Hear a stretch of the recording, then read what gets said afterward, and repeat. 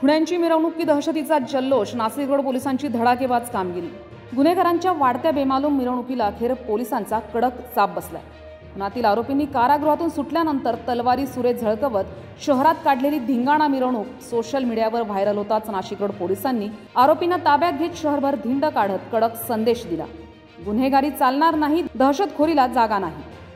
महेश सोनवणे उर्फ चिमण्या याच्या पाठीराख्यांनी प्रतीक सोनवणे, यश गीते, मोनू सोनवणे, उमेश फसाळे, प्रमोद सावखेडकर, श्रावण पगारे, सुमित बगाटे, मुन्ना साळवे, रामू नेपाळ यादींसह 15 ते 20 जणांनी धारदार शस्त्र घेऊन चारचाकी दुचाकीवरून मिरवणूक काढत परिसरात दहशत माजवली।